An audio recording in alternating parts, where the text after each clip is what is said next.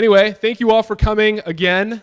We're going to have our first keynote here. And as you can see over there, I'd like to invite up Nate from DeVocustoms, UP class of 2016?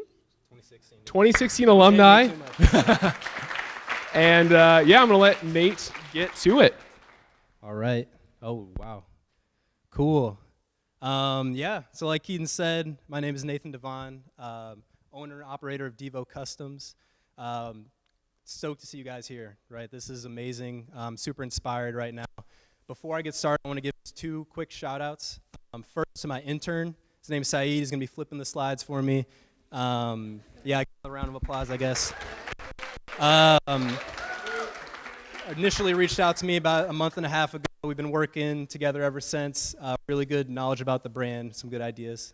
Are we switching? Yeah, it sounds good. Okay, cool. Oh, yep. And then also want to introduce C-Flow back there, Chris, aka C-Flow.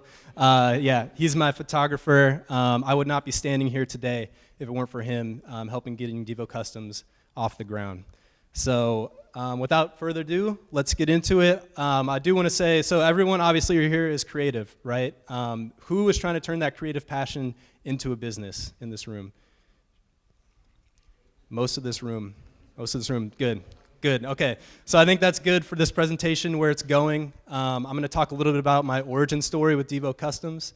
Then I'm going to transition into a little bit about the brand, two big moments that help the brand grow, and then lastly, a call to action for this room. So yeah, let's get into it. This is young Devo, starting all the way back here. Grew up in Minneapolis, Minnesota. Early years, I knew I was passionate about two things, and that was sports and art. So if I wasn't drawing the cartoons I saw on Saturday morning, I was outside dribbling a ball, shooting a ball, just couldn't get enough of it. But you know, those were all they were at that point. They were hobbies. I didn't see a career path. I didn't see a career route. But I just knew I loved these two things and wanted to keep as close to them as possible.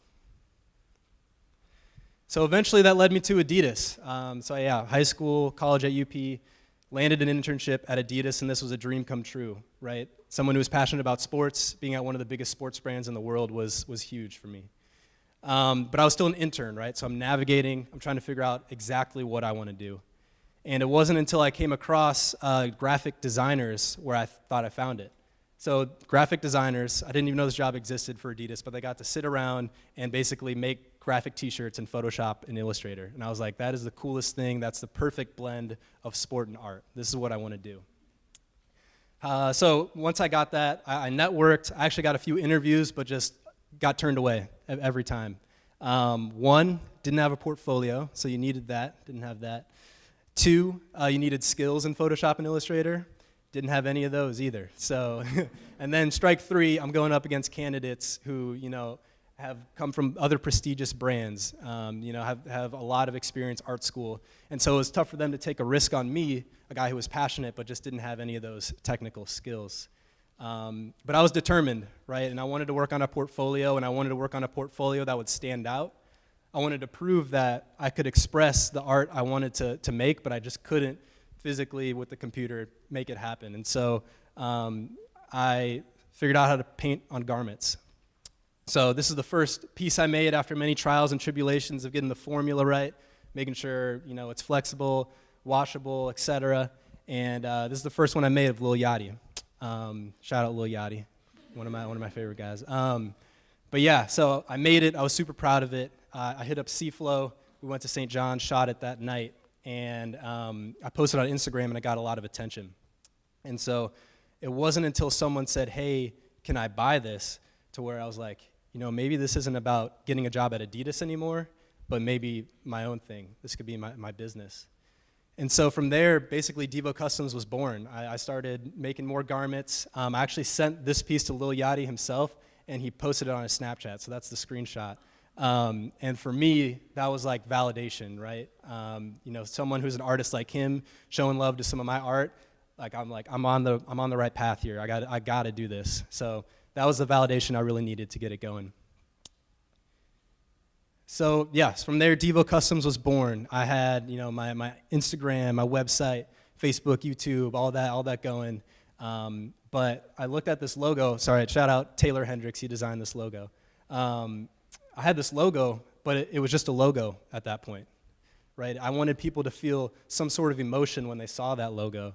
And yeah, so, and I know all the good brands do it, right? You look at a Nike logo, you look at an Adidas logo, you feel some sort of affinity for it, and I just didn't have that with DeVoCustoms. So I went back to the drawing board, went back, and I know that DeVoCustoms needed a mission. And so that mission became that everyone is creative. This is a mission that's very near and dear to me, right? Because I wanted to be creative at Adidas, but just kept running into these roadblocks, but I still figured out how. And then the way I position the brand is that I'm just the executor, and the customer is truly the one with the creative path and the creative vision. So that's what I'm setting out to prove. I think society tells people that they aren't creative if they're not drawing or painting, and I'm here to just prove that wrong. So now that you guys understand how it started, the brand, I'm going to talk into just Send It, which is the theme of the creator conference here.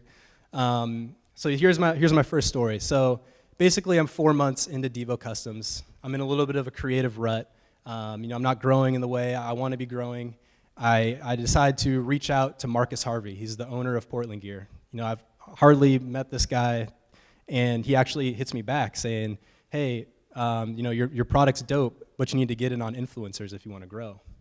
And so I'm like, okay, cool. You're an influencer. If I make one for you, would you post it? Would you share it? And he's like, yeah, absolutely. So I made this jacket. Seaflow and I went out to Multnomah Falls, got these shots, gave it to him. He posted it. Followers boosted, business boosted. It was great. It was good. And then about a year later, we're kind of keeping in touch. I replied to one of his stories, and he's like, I showed your stuff to CJ. He wants one. And I'm like, CJ who?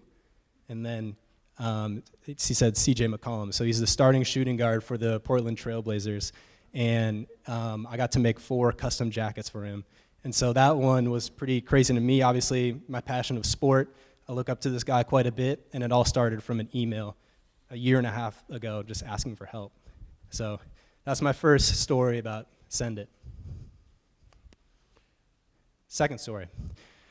Random day in July of this year, or of last year, an old high school friend hits me up. She says, hey, I follow this blogger. She wants some custom fan wear to wear to some of her games. So I'm like, okay, cool. I check her out. And she dates Eric Kendricks of the Minnesota Vikings. I figured that out. And so I reach out to her, show her my stuff, ask her if she'd be interested in a custom jacket, and she's like, yes. And so at that moment, I had 2 decisions to make, right? I could either, 1, charge her what I charge all of the customers, or 2, give it to her for free in hopes that she would share it, spread the word. And so I chose the latter, which is much to the dismay of my wife at the time, or not at the time, still married to her. Figured that was kind of weird. Anyways, and I decided to make it for her for free. And so I finished up the sketch, and I sent that to her just for like approval. I hadn't even started working on the jacket yet. And she shares the sketch with her friends. And then suddenly, all of them started reaching out and wanting custom jackets for them to rock on the sidelines. And so it was pretty crazy how that kind of flourished. And then going back to the passions of sport and culture, Minnesota Vikings, a team I've been rooting for ever since I was a little one, getting to make custom jackets that touches the sidelines was a pretty cool experience. And then, it all started from my friend in high school hitting me up, telling me about this blogger. So that's the second one about Send It. So now I'm going to transition into sort of the advice-giving portion of what I want to talk about. And I want to highlight 3 key behaviors that have worked for me that have helped get DeVoCustoms to where it is today. So the first one is passion. So passion is huge for me lately. I've been thinking about myself not as much an entrepreneur, but just someone who is chasing passion. DeVoCustoms happens to be that vehicle to where I can chase that passion of sport and art, but the passion is the fuel to that vehicle. It's the heart and soul of it. And so just a few just sacrifices that I've given up for this passion, right? So I don't watch any Netflix. Most of the clothes I get are from thrift stores. I don't hang out with my friends as much anymore. I come back to work from a weekend. Everyone's like, oh, I went skiing, I went hiking. I painted all weekend. But these are sacrifices, but they're sacrifices that I'm willing to make. I'm willing to take charge, and so that's just a testament to the passion. And then when you have passion, I think it's really good to partner up with people who have passion as well, and that's why I worked with C-Flow from the jump. I knew he was very passionate about photography. Examples of his passion, I mean, I've asked him to basically travel all around Oregon to get these shots for this content for very little pay. Cold Saturday mornings at 9 a.m. on his only day off from work, and he's showing up, he's giving it his all, and got some amazing content that is, like I said, I wouldn't be standing here today if it weren't for that. Then my last part about passion. Passion is so important. A lot of us have passion, but a lot of us don't know what our passion is. And that's okay. And I want to give just 2 things that worked for me that helped me find what my passion is. So the first one, so there was actually a guest speaker who spoke here. His name was Lou Raja. And he said, a lot of you guys know what that passion is, but you're just too scared to go and chase it. And that's the one that worked for me, right? So I when I was little, I knew it was art and sport, but I just hadn't been chasing it, hadn't making those moves. So that was the one for me. The second one is my kind of personal hypothesis about passion, is to put yourself in your shoes when you were 6, 7, or 8 years old. What were you doing? What was your thought process? What activities were you doing, when those outside influences of your friends and your parents, before all that kicked in, what were you doing? I'm convinced that there is some part of your passion in there. So that's passion. So the second one is kindness. It sounds kind of funny, kind of corny, but obviously people want to do business with people who are kind. But the way I look at kindness is also a strategy. It's a differentiator for me. If you looked up hashtag custom jackets on Instagram right now, I bet you'd get like 60,000 results. For me, kindness is how I can try to stand out. If people remember me for being kind, they're going to be way more likely to work with me than all those other people. But the kindness has to be real, right? It can't be fake. It's got to come from the heart. It's replying to people who take time out of their day to consume your content, every single one of them. It's not being cocky whatsoever. It's got to be real. And what kindness will do for you is open up those doors and opportunities. If I wasn't kind to Elise in high school, that whole NFL thing would never have happened. And so it's just beneficial to just be as kind as you can to everyone you meet. So that's kindness. Lastly, courage. So this one was the hardest one for me, just because as an artist, right, I think we're all confident in our art, but putting it out there for other people to see, it can be difficult. But I was doing that, and I've been doing that, and I've been putting not only my art out there, but myself out there as a business. And so that has been huge. I think for me, like the courage to also ask for help is big as well. Like if I didn't have the courage to go out and ask Marcus Harvey for help, that whole CJ thing wouldn't have happened.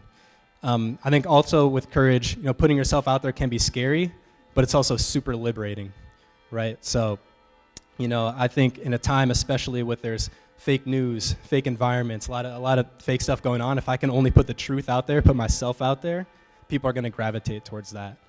And so that's how I approach courage. So lastly, I want to end with just a little bit of a call to action. Guys, the time is now. This room is now, these resources, the time is now. I think at this day and age, with the internet being as big as it is and the opportunities as big as it is, we got to stop looking at the greats that are doing it. Let's start looking at each other side to side. How can we work together? How can we collaborate? How can we win together? Because if I help someone who won over here, if they help me, they'll help me later. And so the time is now. I want to end with a quote that I recently saw by this guy. His name's John Henry. You guys should follow him. But he basically said that, individually you might move faster, but together we'll move farther. So again, the time is now. Collaborate, create. DeVocustoms story.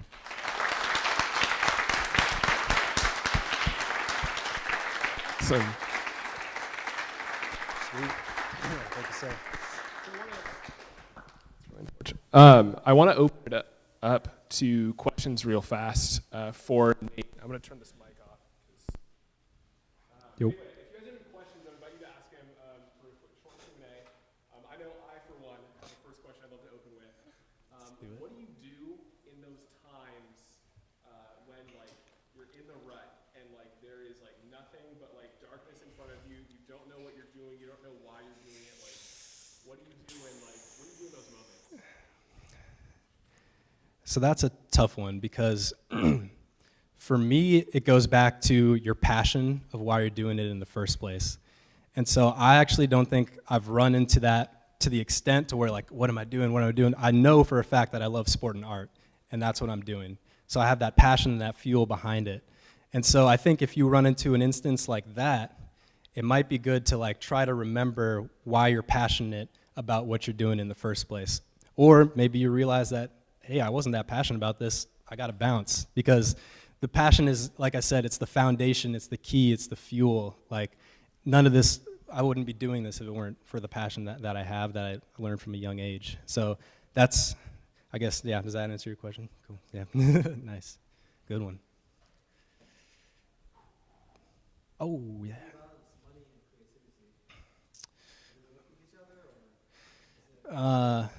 You mean like making money with creativity? Yeah. Gotcha. Yeah. Yeah. Just not having money to kind of afford the creative things you want to do? Gotcha. Yeah, no, that's a really, really good question. So I think if you're starting something and you're an entrepreneur, from this jump, you're playing the long game. And so like, I'm not even thinking about money at this point. Obviously it's nice if it comes in, but like, I know for these first 5 years, I'm not gonna make anything. And so like, I mean, I'm even making like sacrifices where like there might be opportunities to make money like right in front of me, but I'm gonna instead do this for free for an influencer because in the grand scheme of things, that's gonna build me up much more. And then that time will come. You'll know that when the time is right. You know, you'll be at your side hustle, or you'll be doing your real job, and then your side hustle is gonna start like making money that's like, okay, is it worth it from like a time versus value standpoint? Like I could be so that time will come. But yeah, I think the quickest way to a downfall is to try to get a bunch of money from the jump. I think you just have to have that mindset that you were playing a long competitive game. So that's, I guess, yeah, does that answer your question? Cool. Oh, yeah. Yeah, so like right now you're doing all these custom jackets and pieces of clothing stuff. What's like the 5-10 year plan for you? Like, do you want to make your own clothing line? Yeah. Thing, or what's the goal? Absolutely, that's a great question. Yeah, so I have in my mind kind of like a 5-year plan and then a 20-year plan. So it all relates back to the brand, that everyone's creative. And so in 5 years, I want to build my personal brand big enough to where I can kind of introduce some branded pieces, an apparel line, you know, some sort of like capsule. But in the core of that capsule will like still kind of have that everyone is creative vibe. So maybe it's like a t-shirt that's like pretty blank that invites people to customize it itself, like the way I storytell that. But that's kind of that like first iteration. And then in 20 years, the main goal, again, going back to the brand, is I want to open a creative agency. And so I think kind of doing these jackets is a great start. I'm building kind of like a client base. I'm building a network. And then if I just keep building on that, I think I'll have a good base of clients to start that. And then kind of doing a creative agency in a weird way that like aligns with the brand. Obviously, I haven't thought through this crazy yet, but like to prove to almost the clients I'm working with that they are creative and like try to get like the creativity out of them. Just because just to go back to the brand and kind of differentiate from other creative agencies. So yeah, more to come on that, but that's kind of the big vision I have as far as with DeVocustoms. Thank you. Coolio. Yeah, if you guys have any more questions, I'll be over there.